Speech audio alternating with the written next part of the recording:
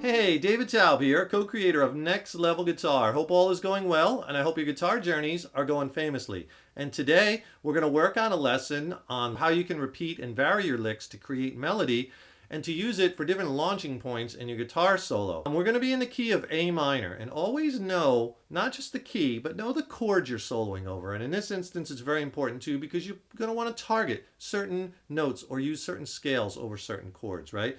In this progression is in the key of A minor, and the chords are just an A minor to a D major, right? That's the first part of it. Then it goes to an F,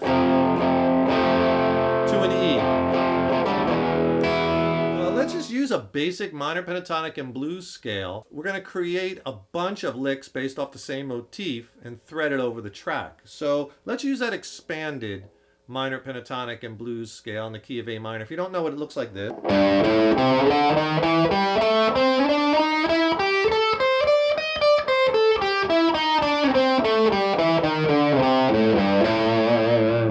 That's our A minor pentatonic and blues expanded 1 scale. And know where your root notes are in that scale, obviously. And also, because that D chord is a major chord, it's nice to kind of center around that over the D chord or land on it. So know where your D notes are. Right? I got a really killer lesson where we'll get into all kinds of different soloing strategies. It's a long lesson. It's not on YouTube.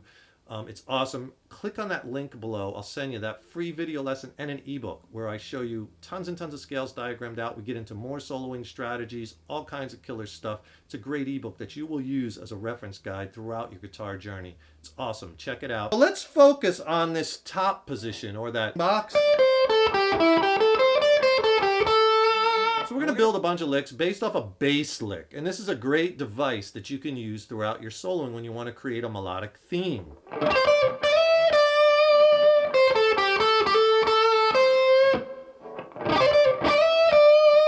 So our bass lick is going to be this.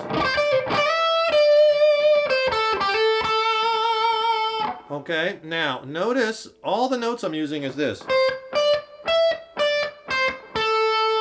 Right? And if I played it like that, not very musical, not very exciting. So we have to apply, you know, some basic lead guitar techniques. Like I was using a string rake to rake into the notes. And all I'm doing is laying like the flat side of my palm down on the strings. I'm like starting at the D string. And I just want that last note to ring.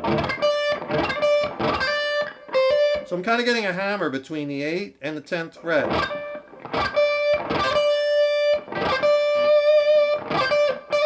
And then I'm sliding, picking the 10th fret again and sliding it to the 12th fret. And sliding it back. Give it a little vibrato. And then back to the 8th fret, 10th fret B string, 8th fret B string, 10th fret on the B string, and that's our A note, right? So we really want to hover around that. You can even do a hammer on from the 8th to the 10th. Hit the 10th fret twice. Vibrato. Already there you could see the variation. Hitting it once, hitting it twice, doing a hammer, not doing a hammer. This is how we go about building a theme. So there's one lick. Hammer, pull, and back to our root. So that's the bass lick. Then if you want to vary it, all I did there was I just repeated. So I kind of slid twice from that 8th to 10th fret. Right? And you could do this over each particular set of chords. So in this jam track, in the key of A minor, it repeats that A minor to the D like 4 times. And you'll hear me play over it in a second, but each time I vary the lick a little bit and then put a different ending, a different tag on it.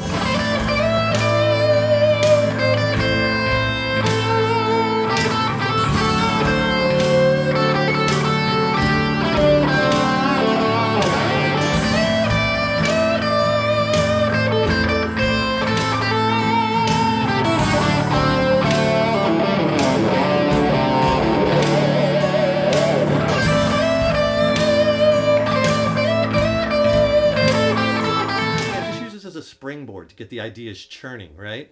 And it's very easy to come up with variations on this lick just because you have all these choices right in this little box. So all I did there was I slid twice.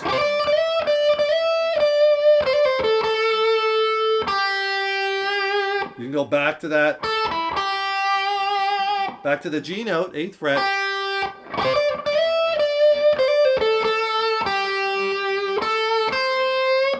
Another cool note you could do with that first finger, 8th fret, just bend it a little bit. Little quarter note, minor, major, third bend.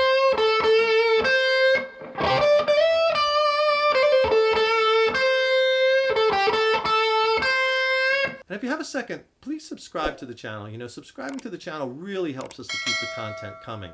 Put a comment in the YouTube comment box. Let us know what lessons you would like to see coming up, what you would like to learn. Then if you like the lesson, click the like button. Give it a thumbs up. That really helps us, and we so appreciate it. When you're thinking melody, think of variations of the same basic lick, and then once you get, 8 or 10 of them, you could pick the ones you like best. All right, so you have the jam track playing, right? There's the A minor chord. Kind of hangs on the A minor chord for a second, a couple times, right? And then there's your D. So it's repeating at first this A minor to D.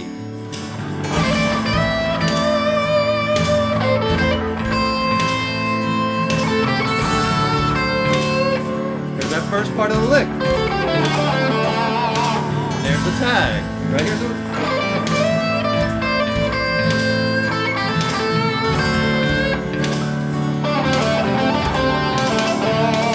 Now the chord changes. It's our F. There's the E. Then it's going to go back to F. There's our E. Now back to A minor. So let's try some melodic ideas.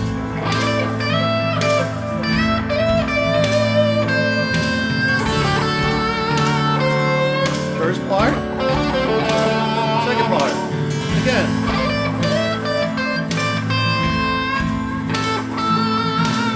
First part. Second part. First part, bass lick.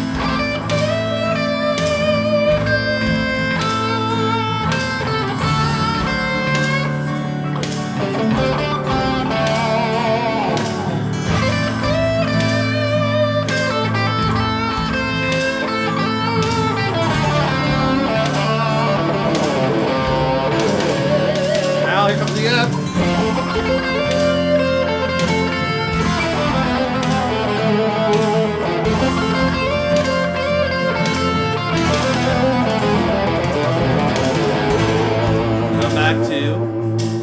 Our A chord, A minor chord. So you can see what I was doing was, obviously I'm listening for the chords to change, and I'm thinking about melodicism and using the same lick bass and then putting different little tag endings on it.